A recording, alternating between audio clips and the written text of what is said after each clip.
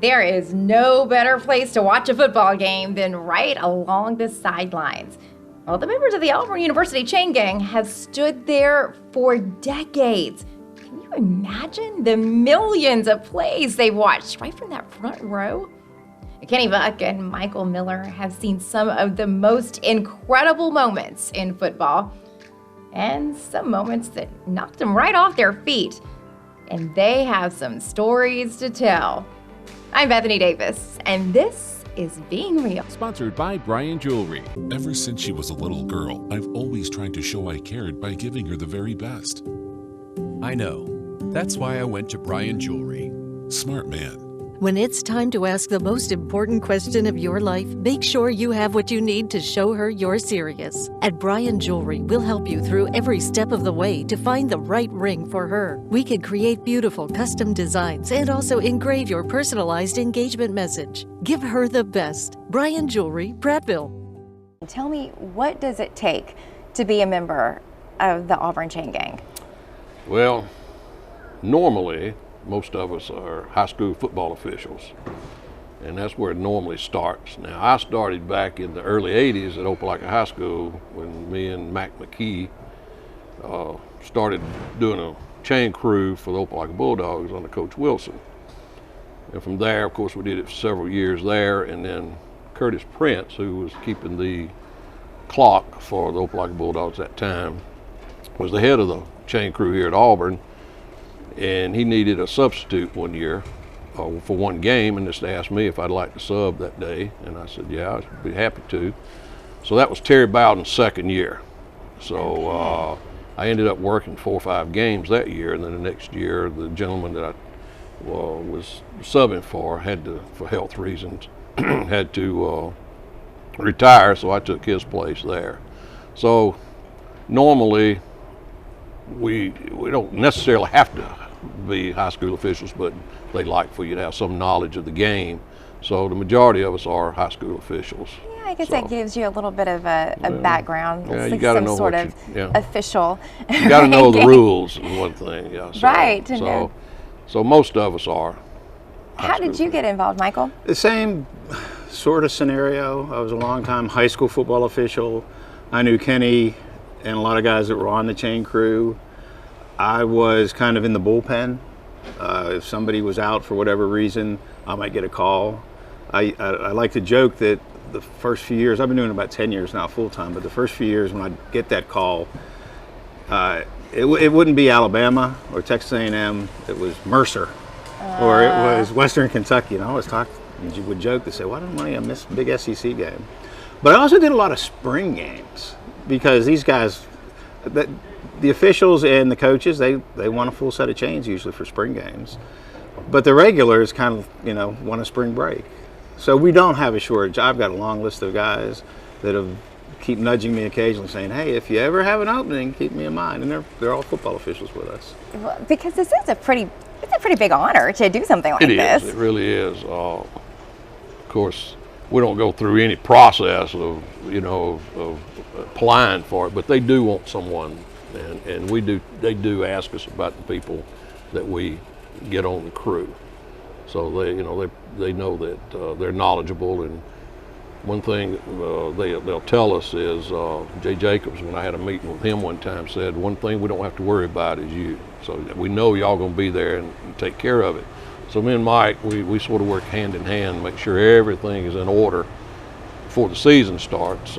We get all our crew together and make sure that they know who's coming and who's on the crew. And we've been together for several years now. So there's about a dozen of us, and pretty much everybody has. If everybody's here, everybody has an assigned duty. I mean, certain guys are holding certain poles. There's something called a clip that they set. Yeah. Kenny takes care of charting files for the SEC crew that's here. I'm controlling things now that we've got instant replay. You wouldn't think it happens much, and it's instant replay, so they've got it on TV, but we still keep track of, on every snap, where was the ball. It's 1st and 10 and it's on a 25. It's 2nd and 8 and it's on a 27. And that is because there may be a foul or some kind of turnover and they go to instant replay and we've all moved and now we got to go back. You gotta have a pretty good Yeah. relationship, I would think, Well, with the refs on the yeah. field. Yeah, well, our day, if you want to know what a day is like. Yes, I will. Day in the I life- do. How game does day it, in the what does life. game day look like? Well, first thing to do is we meet the officials at the hotel, and we leave the hotel usually we have to be there 2 hours and 2.5 hours before kickoff. That's the rule of thumb. And they usually give us an email, and Michael put it out on our email. We'll leave the hotel in 2 vans, little buses with a police escort. Thank goodness for the police escort. And if you've never experienced that, you need to experience it one time, because it's something. And they bring us to the stadium and put us. They unload on the north end zone. Yep, I guess drop that us is off up over there. We come in the stadium, and when we get here, we'll get our equipment. We'll take our stuff to the locker room, our backpacks and whatever. And I'll go to the head linesman, and I'll talk to him about what time he wants us to meet with him.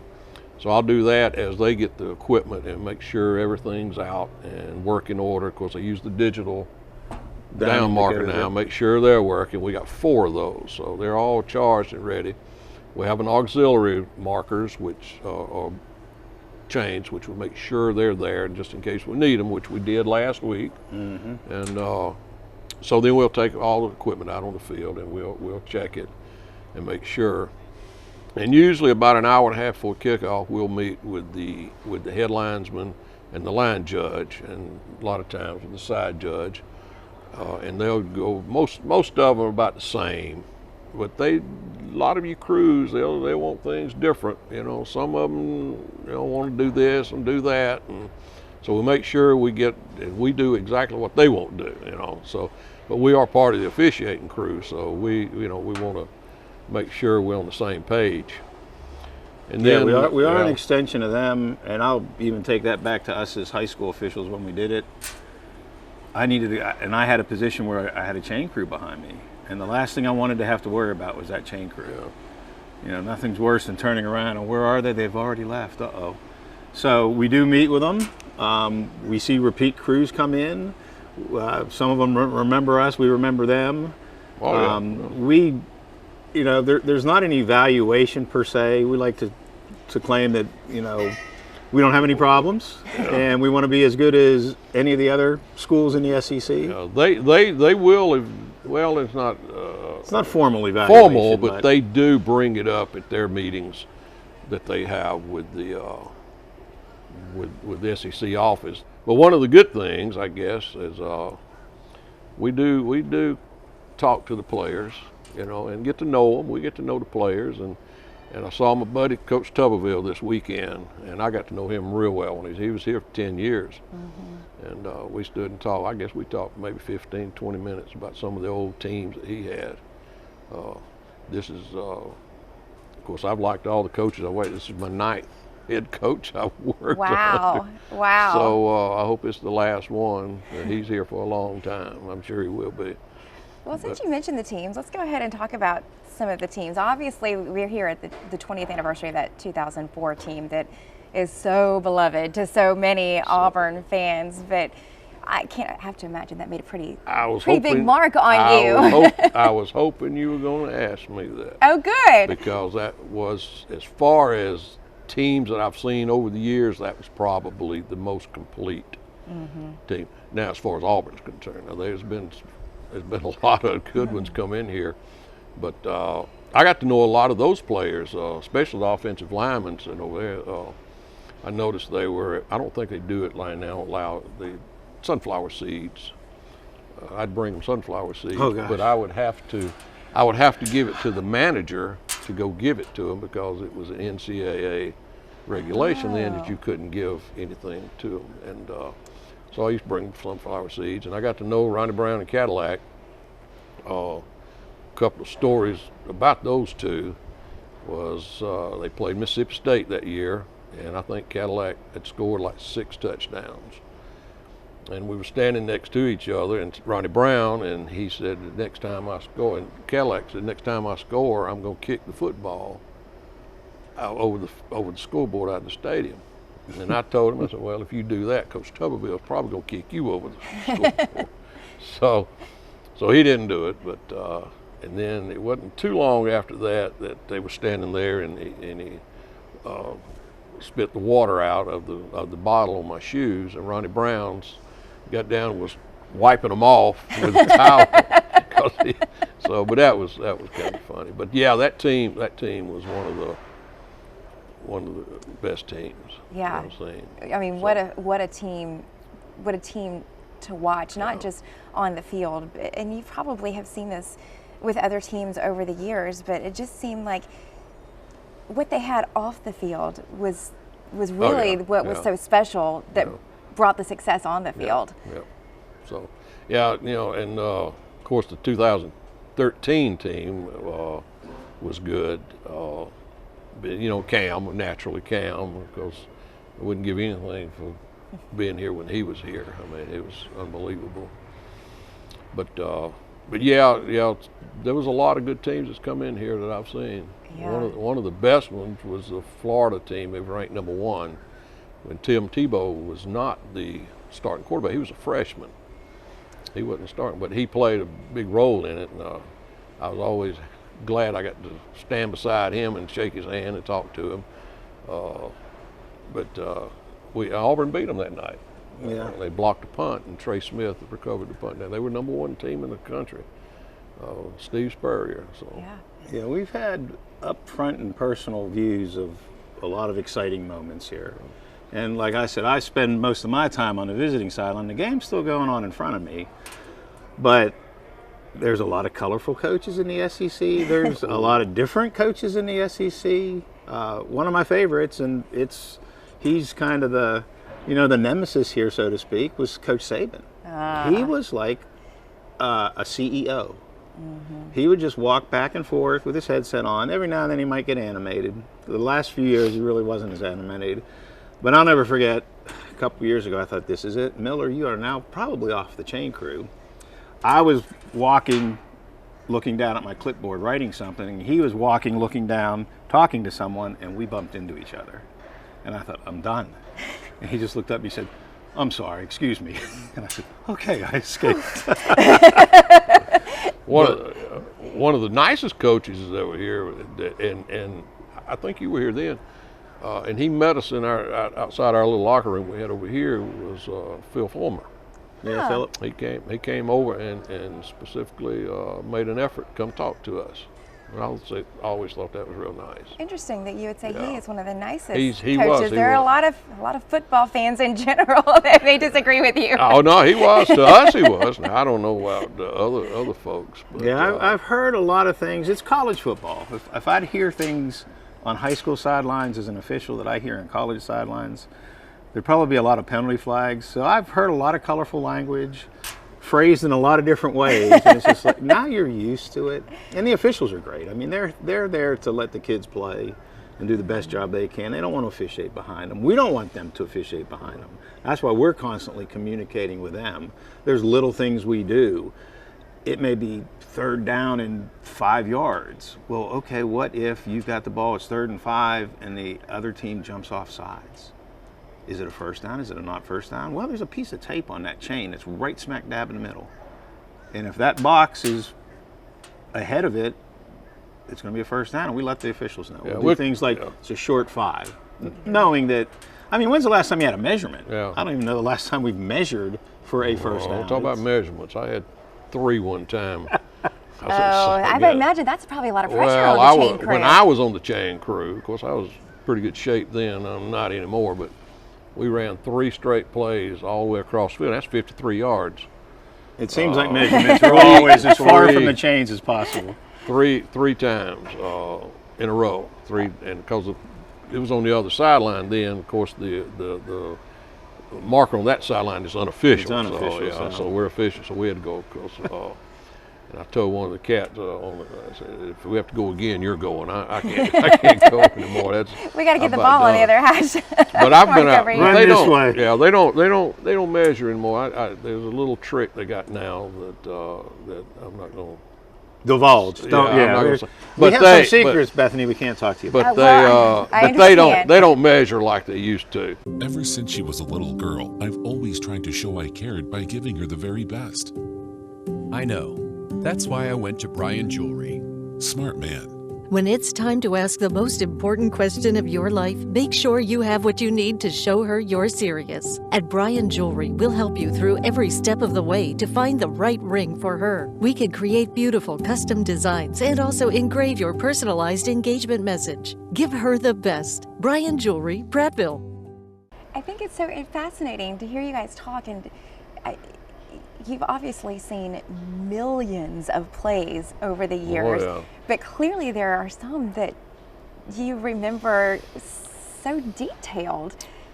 I guess the best. I know everybody says Cam Newton and all this. He was great. The best throwing quarterback I've ever seen, and I was on the Auburn working that sideline then, was Eli Manning. When Ole Miss came down, he threw passes like a bullet. And I remember one time he was throwing to a receiver, and it was right toward my head. And if he had missed it, it would have hurt. But and I've always said he was probably the best throwing quarterback I've ever seen down here. Wow. Might not be the most athletic, but as far as throwing, he was. And I've seen a lot of them. How many times have you guys been hit on the sidelines? Well, I've always We said see it happen a lot. he has. He was working the box one game. First play of the game, he never moved. I don't know why. He just froze. I moved a little. Yeah, but it was you the first moved. year we had the digital boxes. His first, he so, moved. you know, all you right. press a button and it's all lit up in red. 1, 2, 3, 4. And I thought, all right, protect the box. So I moved, but normally we drop what we hold and scatter. I didn't drop. So I moved, and it was like there was a heat-seeking missile coming at me. And moved. boy, I think at the last second I shut my eyes. I didn't even have time to say a quick prayer. I just shut my eyes and did a little bit of a backflip, I guess, and just popped up, because I think the only thing that was hurt was my ego. I bruised my ego a little bit. I popped up. Some player was putting my hat back on my head. Somebody had recorded the whole thing, so later that day when I got home, I saw it, and I thought it was kind of funny because I think it was on ESPN. I know it They was literally went back. ESPN, after the commercial, they came back, and they said, hey, we got something to show you from the truck. It was me getting trucked. But he popped up quick. I guess he's okay. It was funny. It was really funny. We had one gentleman, Stidham. Well, it was Ed. Ed was working this sideline. Jarrett Stidham. Was it Jarrett Stidham? Was that his name? Yeah, Jarrett's quarterback. quarterback. Quarterback.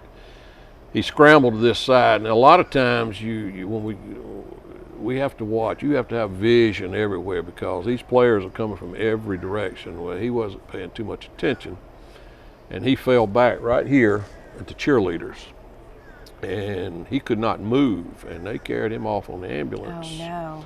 Of course, I think we he had checked on him. fallen, and the back of his head hit the turf. Yeah, the back of his head hit the turf, and so he had to have some surgery, and Coach Malzahn called him and talked to him while he was in the hospital, which was real nice. But the next couple of weeks, we found out that Stidham did not hit him, that he fell backwards over the megaphone of one of the cheerleaders. Cheerleader's megaphone, which was well out of the way. And of course, But we're that really, down now. He had to we've live not with let that him- harassment we gave him for years, I We believe. we buried his New Jersey with the megaphone.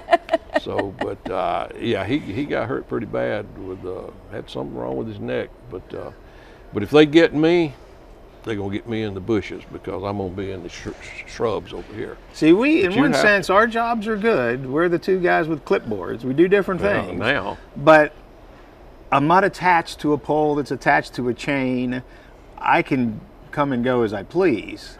Still have to pay a lot of attention, but when I've done the job where you're holding a pole or holding a box and you're right there near all the action, and it's the truth, before every snap, especially if they were on the hash mark closest to us, I You turn watch it, around yeah. and look to see, okay, if it comes this way, which way am I going? I've told players behind me at times, I said, look, if it comes this way, you got to get in front of me. You got all the pads on. And there have been times, and they'll joke with me, it's like, Miller, where are you going? I mean, it just starts to come this way, and I'm off. I Yeah, go. they get to the hash marks. I'm moving some way. These are big men. You hear them sometimes before you see them. Sometimes you probably feel them, right? You When, feel them when running there's by a 300-pound before you hear them. lineman guard that's pulling out, and you'll hear it. Yeah, so. Yeah. Yeah, so you're talking about meeting, you're talking about the coaches and the players, but I've met a lot of people over the side. I've got brushes with pictures. celebrities. I've got a picture, and I cherish this picture with Peyton Manning. I got a picture of Peyton Manning, all the game day crew, Chris Fowler and Tebow. Got a picture of Tebow, Lee Corso. Gary Danielson, And there'll be Holly Rowe, just depending all on the teams you're playing. Yeah. Some alumni may travel. Yeah. John Daly for Arkansas, things like that. Well, he was here one time. John Daly was here. I didn't get a picture. That was before camera phones, but we met him right here. He was here when Arkansas was here. Before we started the film today, I mentioned my roots in Pennsylvania and being a Penn State graduate. Big Auburn fan, but Penn State graduate. So when it just happened to be when Penn State was playing here, Todd Blackledge was doing the announcing. And Todd Blackledge was a quarterback when I was in school. So Todd finally had to tell me, because I'm not slight of words. When I start talking, sometimes I don't stop. He finally said, "Mike, I got to go." But he still didn't talk to me for a while because we were in college at the same place at the same time. Is there a better place? Is there a better seat in the stadium than Not right there? what we have. No. What you guys? No, I kind of feel that this year it's kind of new. The drink rail that goes down the sidelines, and it's today it would be a great view of the field. But in a game situation, there's the cooling benches, all the benches, the medical tents, all the players. You're right down near the action, except it's really hard to see the action. Right. But we're on the other side. In fact, during a game, you and I often, other than the players and the officials, you and I may be the only ones that are literally, by definition, on the field. Coaches and players have a certain place they've got to stay back. But so we can see, we'll just step right up to the sideline, or sometimes a foot out, because we've got to see what's going on. We've got to record what we've got to do our job. So. What are some of the toughest seasons you've lived through? Oh, weather. Weather, okay. Toughest Weather makes seasons, it tough? You talking about as far as the football team? Either yeah, way. It was Either way. I think right after the 10 season when Coach Chiswick went through his and no one was in the stadium. I think that was bad for a lot of people.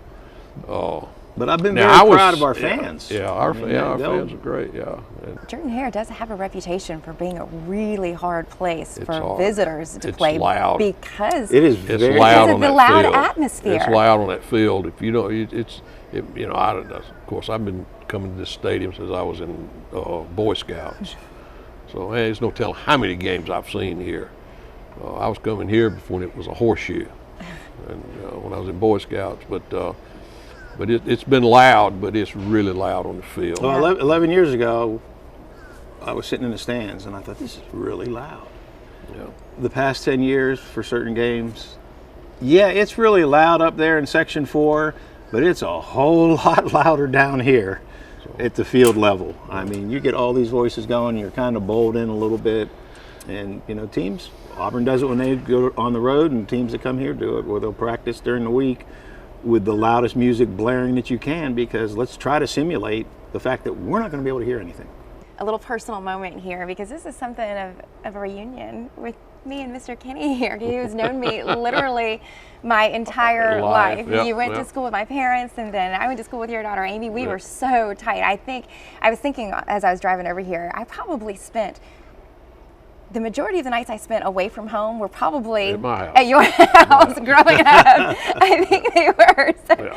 So you brought me to a number of games here. Because I was a season ticket holder for 100 years. Yeah. Forever. No, you never. I don't remember you ever letting me down on the field ever, like some of those other kids. But no. I may have been a little too old by the time you took over on the chain crew. Yeah, y'all were out on your own then. So. Maybe so, but this for me to be here with you. This is we kind of a appreciate special your little interest. moment. We appreciate your interest because He could get you a field pass now before the game. Yeah, maybe. we'll get you on there. So, Yeah. But yeah, we really enjoy it. It's a lot of fun. I've been honored to do it, and we got, you come here on Saturdays, we get a lot of fellowship. We spent 5, so of course I missed the Arkansas game this year, the first game I've missed in 30 years. Wow. On the crew. There's no telling how many I've been since I was 12 years old, but we have a lot of fun. We got our locker room, and they feed us, so we'll eat. We'll all eat lunch or whatever it is, and sit and talk about a Friday night game somebody might have had or something that had happened. Come out yeah, before the game, walk around, Yeah, talk to some folks. we call it trolling. We'll walk and we'll see people we know and we'll talk to them, and people yell at us. And Great place to watch the eagle fly. Oh, Yeah, that's all the pregame stuff. Yes. For the longest time, my kick was I got to make sure that every game I get a picture of me and the mascot.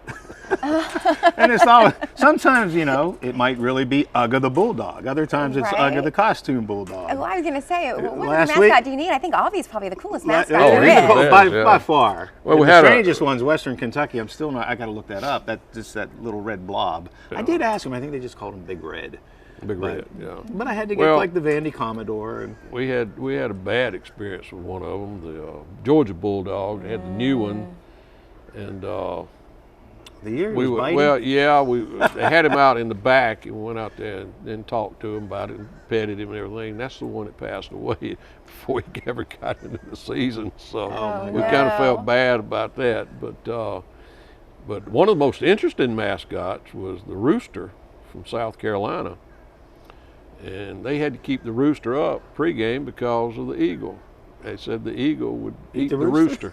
Oh, If the eagle interesting. saw the rooster, so they couldn't bring the rooster out until the eagle left the stadium. Wow. So that was funny. I thought. Who knew managing mascots would be so intense? But yeah. Oh, man. Well, you guys, when you guys are here, I mean, obviously Saturdays are much different than, a day like today in the middle of the week when everything's quiet. But when you walk in and you look around, especially after game after game after game, year after year after year, what does this place mean to you? Well, like I say, I've been here all my life. Like you were talking about, me and you knowing each other all our life. I've seen it change, and it's still exciting. Yeah. Every Saturday is still exciting, and I get a kick. I can't wait to get here. Can't wait for next Saturday. And the last game of the year, whether it used to be Georgia and Alabama, now it's changed. It's going to be Texas A&M this year. It's kind of sad. You miss it because I miss a lot of the fellowship. And to tell you the truth, it's nice to have an important job, because like I say, they can't play without us.